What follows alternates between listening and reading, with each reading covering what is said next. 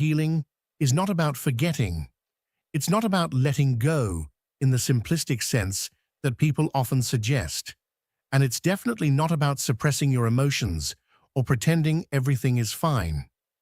True healing is a profound and intimate process, one that very few people genuinely understand.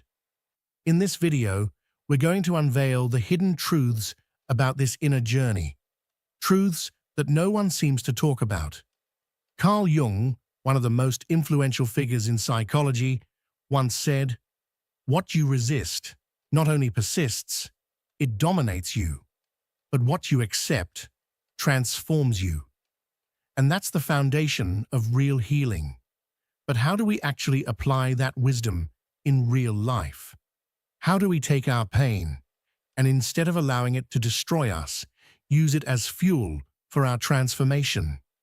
If you've ever felt stuck in the same emotional loop, if you've tried to think positive or just let it go and found that it doesn't work, then this message is for you.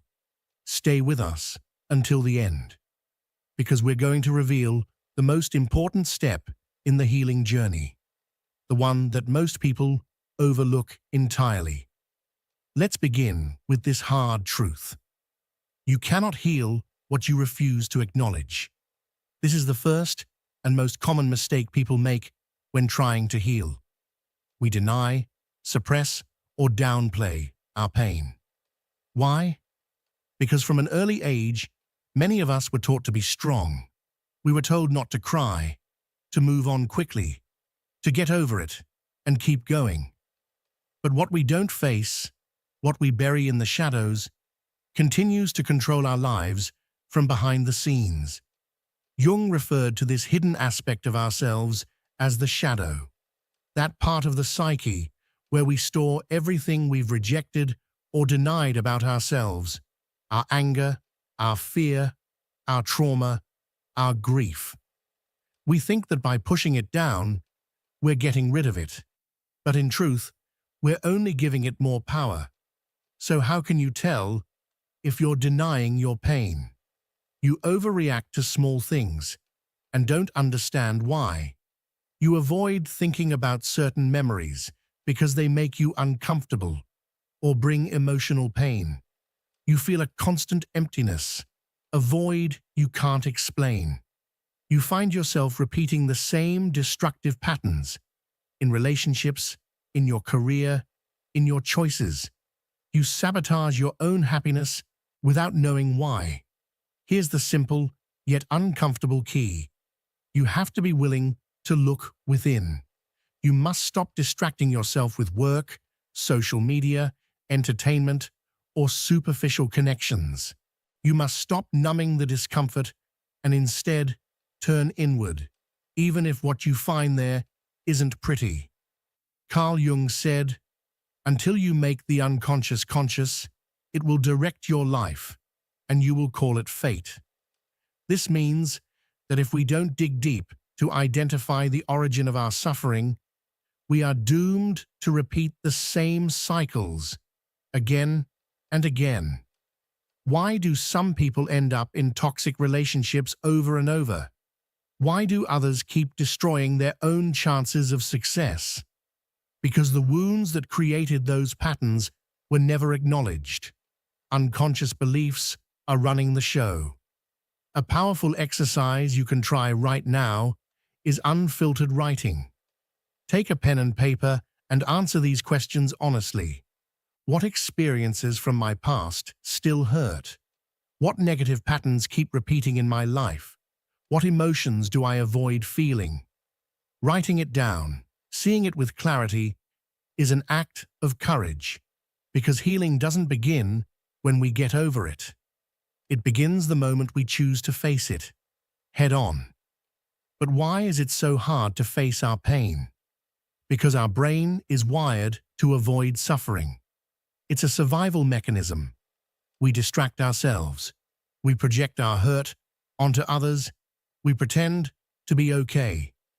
But the brutal truth is this: nothing changes if you don't face it. Nothing heals if you keep running. Most people aren't suffering because of what happened to them. They're suffering because they never processed how it made them feel. They are stuck in an unresolved emotional story, replaying it again and again in the background of their lives. Here's the breakthrough.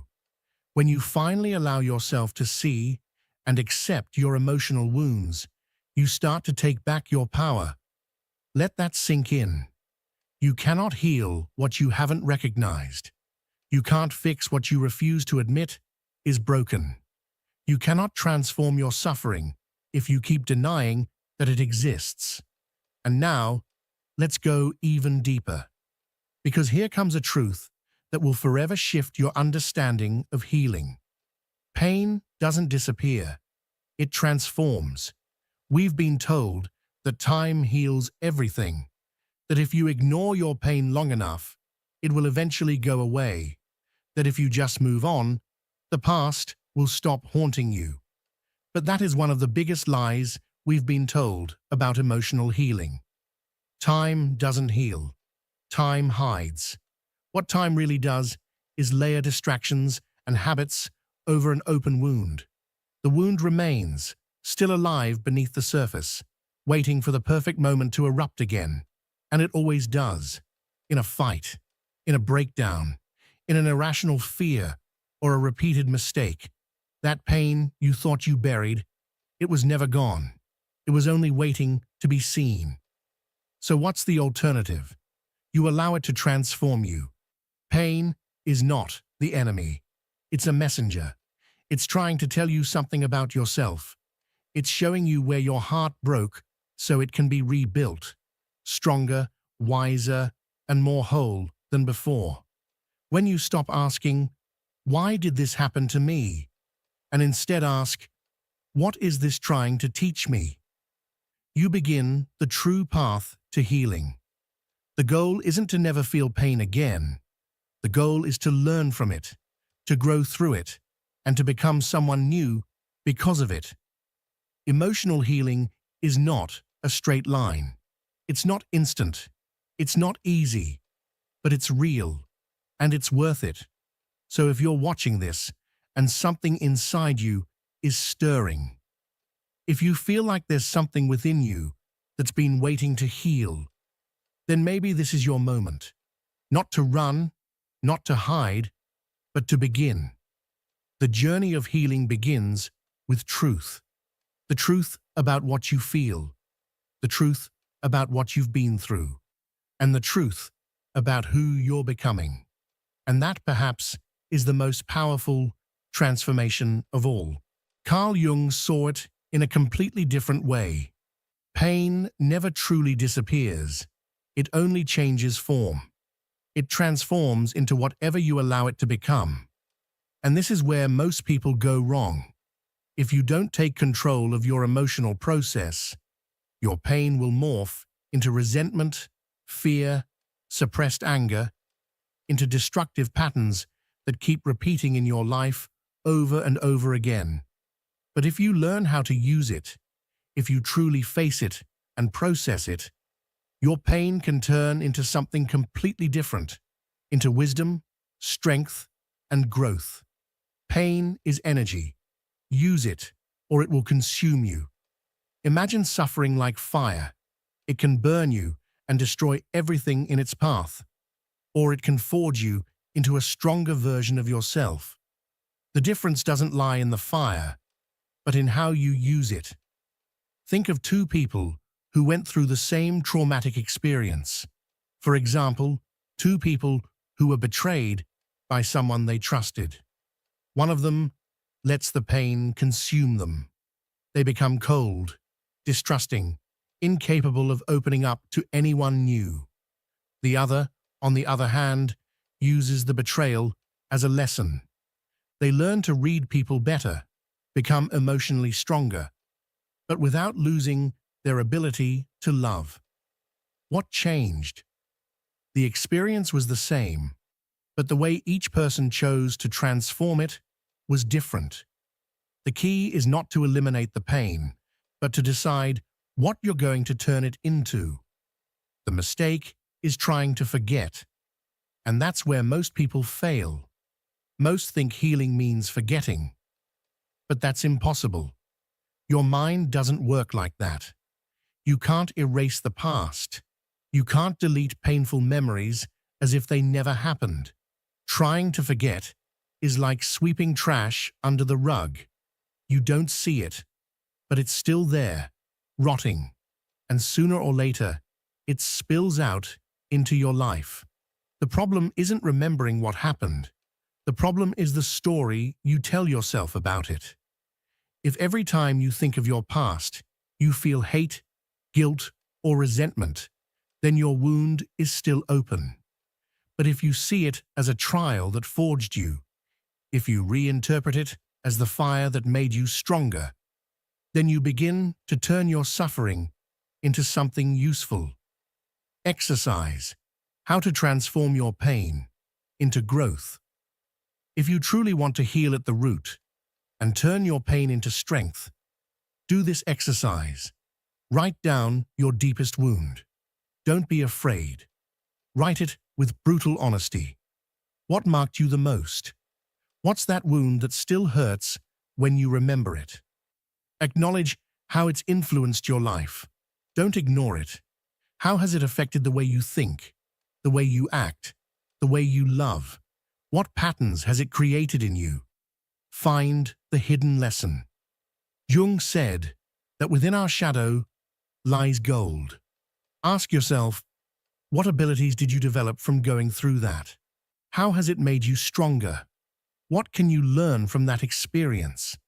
Rewrite the story from a new perspective, not as a victim, but as someone who grew because of what they lived.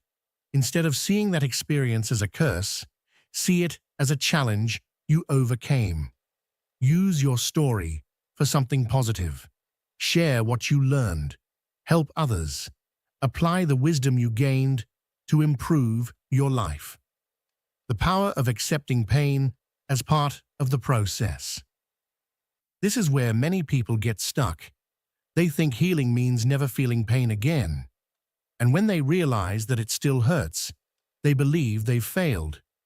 But healing doesn't mean the pain goes away completely. It means it no longer controls you.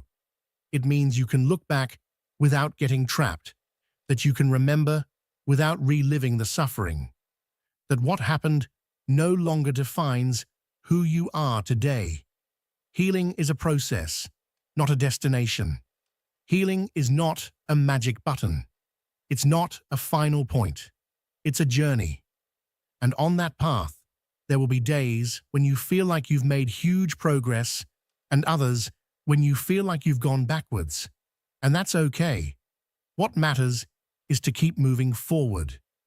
And in the next part, we'll talk about something fundamental. How what you don't heal shows up in all your relationships without you even realizing it. Your emotional wound shows up in your relationships. Emotional wounds don't live in the past. They're not scars from a story that already ended. They're still alive, breathing inside of you, showing up in every interaction, in every bond you form with others. Carl Jung said that what we don't make conscious manifests in our lives as fate. In other words, what we don't heal, we repeat. And the worst part is, we repeat it without realizing it. Look at your relationships. Look at how you love, at how you connect with others, at how you respond to affection or rejection. That's where your wounds are. That's where your traumas hide, disguised as your personality. If you don't heal, you'll love from the wound, not from freedom. If you were abandoned at some point in your life, if someone left you when you needed them most, chances are you now live in fear of abandonment. And that fear becomes a lens through which you see all your relationships. Maybe you become dependent, clinging to people out of fear they'll leave. Or maybe you become distant, avoiding attachment at all costs so you won't suffer again. Maybe you need constant proof of love, because deep down, you don't believe someone could stay without a reason to go. None of that is love. It's just fear, disguised as need. It's your wound speaking, without you even knowing it. Childhood wounds turn into adult problems. Jung spoke of the wounded child within all of us. That child is still there, inside of you, asking for what it never received, searching in others for what it was denied. If you were ignored as a child, today you might feel invisible in your relationships. If you were constantly criticized, you may now be extremely sensitive to others' opinions. If the love you received was conditional, today you might feel like you have to earn love to be worthy of it. These wounds don't stay in childhood. They bleed into every relationship, every decision, every expectation you place on others. Why does the same thing always happen to you? Surely you've asked yourself that. I always end up with people who treat me badly. I always get betrayed. I always get disappointed. This isn't a coincidence. You don't attract what you want. You attract what you believe you deserve. If deep down you feel unworthy, you'll unconsciously surround yourself with people who reinforce that belief. Not because you choose them, but because it's the pattern you're familiar with. It's the emotional language you were programmed in. Self-sabotage is what happens when you run from what you say you want. Jung also spoke about the shadow, that part of ourselves we repress and that ends up controlling us. It's key. Sometimes we say we want a healthy relationship, but when someone treats us well, we feel uncomfortable. It seems boring. We pull away without knowing why. Why? Because our shadow is attached to the opposite. Because healthy love doesn't activate our wounds, and without our wounds, we don't know who we are. This is why many people end up sabotaging what they want most. Because healing hurts more than repeating the same pattern. Exercise. Discover how your wound affects your relationships. If you really want to heal from the root, you need to ask yourself uncomfortable questions. First, think about the relationship that hurt you the most. What affected you the most in that relationship? What pattern repeated in it that you had already seen before? Second, analyze how you react in relationships. Do you tend to distance yourself when someone gets too close? Do you need constant validation to feel safe? Are you afraid people will leave, even without a real reason? Third, recognize the wound behind that. Where does that fear come from? At what moment in your life did you learn that love was unsafe, that people leave, that you were not enough? Fourth, reprogram your mind. Change the story you tell yourself about who you are. If you grew up feeling invisible, tell yourself you deserve to be seen. If you grew up feeling abandoned, remind yourself that love doesn't always leave. This process isn't instant, but it's the only way to stop repeating patterns. The key to healing is to take responsibility. As long as you keep blaming others for what happens to you, you'll stay stuck in the same cycle. Yes, maybe you were hurt. Maybe you were wounded in ways no one should ever experience. But healing doesn't happen when you wait for an apology or when someone acknowledges your pain. Healing happens when you take control and choose to change the story. And in the next point, we'll talk about the hardest but most important step. Stop blaming and take control of your life. The real healing begins when you stop blaming and take control. There's an uncomfortable truth few people want to accept. As long as you keep blaming others for your pain, you'll stay trapped in it. Your childhood, your parents, society, the person who broke your heart, the injustice you suffered. All of it shapes your story, but doesn't define your destiny. The problem isn't what they did to you. The problem is what you do with it now. Carl Jung said that until the unconscious becomes conscious, it will direct your life, and you will call it fate. And one of the most common ways the unconscious takes control is through blame. The blame game. When you become a prisoner of your own story, blame is a double-edged sword. It can make you feel justified, but it also keeps you in a victim position. When you blame others, you release yourself from the responsibility to change. It's easier to say, "My parents made me this way," or "People always betray me," or "Life has been unfair to me." It's easier to keep repeating the story than to take control and change it. Because changing means taking responsibility. It means accepting that even though you didn't choose what happened to you, you can choose what to do with it. And that's terrifying, because it means there are no more excuses. It means that if you're still in the same place, it's because you're allowing it. The trap of waiting for justice. Many people stay stuck in pain because they're waiting for something that will never come. A sorry, a compensation, a closure.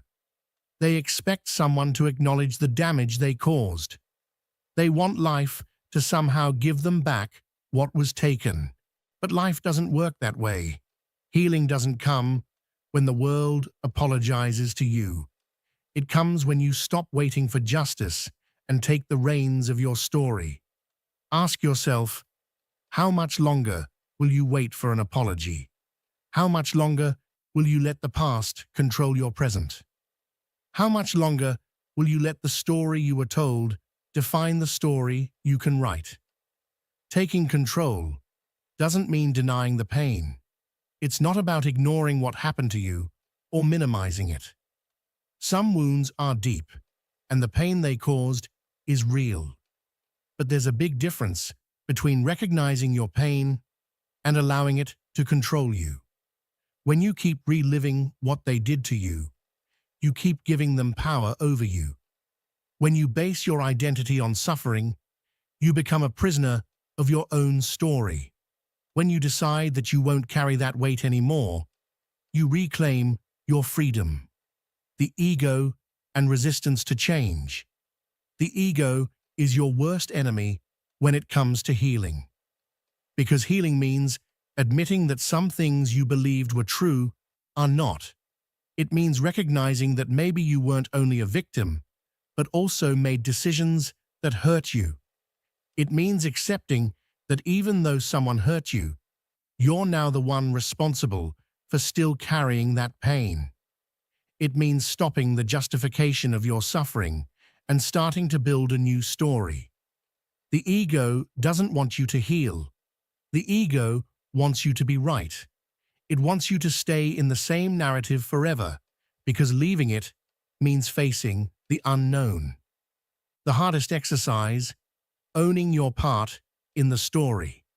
This is the hardest step, but also the most liberating one. You have to ask yourself an uncomfortable question. What has been your role in your own suffering? Not from guilt, but from responsibility. If you always end up in toxic relationships, what pattern are you repeating? If you feel that no one values you, how are you valuing yourself? If you're still stuck in the past, what's keeping you from moving forward?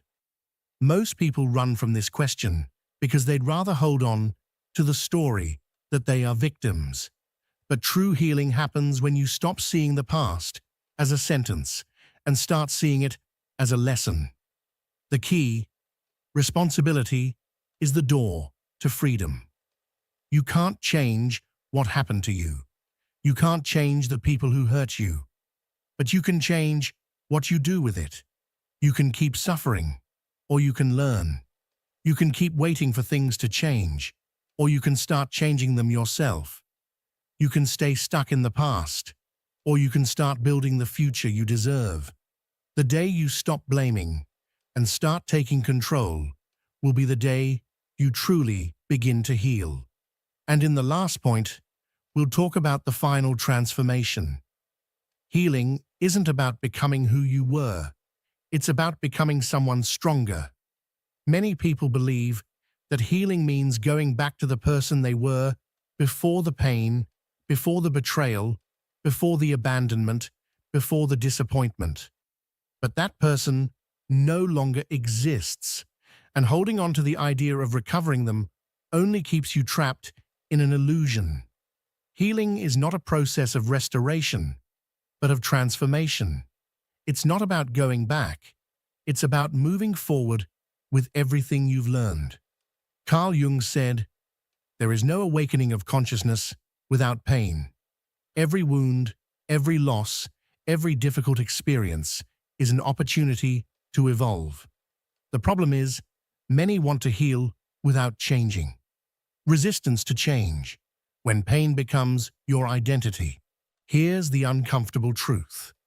There are people who don't want to heal because their suffering has become their identity. They are the one who was abused, the one who always suffers in love, the victim of a difficult childhood. And even if they say they want to overcome the past, deep down, they're afraid of who they would be without it. Why? Because pain, as destructive as it is familiar. It's known. And the ego prefers the familiar to the unknown. Healing means letting go of that story. Healing means no longer using pain as justification. Healing means embracing a new identity, and that is terrifying. If you are still the same after healing, then you haven't truly healed. True healing leaves scars, not because the pain remains, but because you become someone who could never have existed without that experience. The people who have truly healed don't say, "I want to go back to who I was." They say, "I'm stronger because of what I lived through." If after everything you've been through, you're still acting the same, thinking the same, and making the same decisions, then you've only suppressed the pain. You haven't healed. Healing hurts, but not because you relive the past. It hurts because it forces you to leave it behind. The hardest part of healing isn't remembering what happened. The hardest part is accepting that the past won't change, and the only way to honor it is to build something better. But there's something inside you that resists, something that says, "If I stop suffering, it's like what happened didn't matter. If I stop feeling bad, it's like I'm forgiving too easily. If I let go of this, then who am I?" This is the dilemma many people face. They cling to suffering because they feel that letting it go means betraying their own story. But they don't realize that not healing is the true betrayal. The final test, the moment you face your new self. There comes a point in the healing process where everything feels uncomfortable. You don't fit your past, but you haven't yet adjusted to your future. This is the critical point. It's where many people give up and go back to their old habits, old relationships, old wounds, because pain, even if it hurts, is a familiar place. But if you resist, if you move through that discomfort, something changes inside you. You realize that pain no longer has power over you.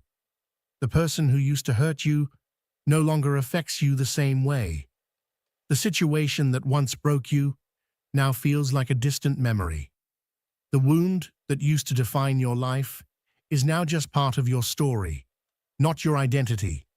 The true sign of healing, your new perspective. How do you know you've truly healed? 1. You no longer seek revenge or justice, not because what happened was okay, but because your energy is worth more. 2. You stop identifying with the pain. You no longer say, "I'm a wounded person," but instead, "I'm someone who has overcome a lot." 3. You make different decisions. You don't repeat the same patterns. You don't keep attracting the same situations. 4. You find peace in uncertainty. You stop obsessing over what could have been and focus on what you can build. Healing doesn't mean forgetting. It doesn't mean minimizing what you lived through.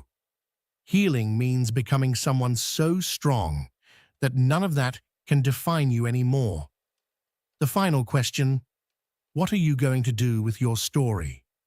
This is where many people fail in the healing process. They don't use their story for something greater.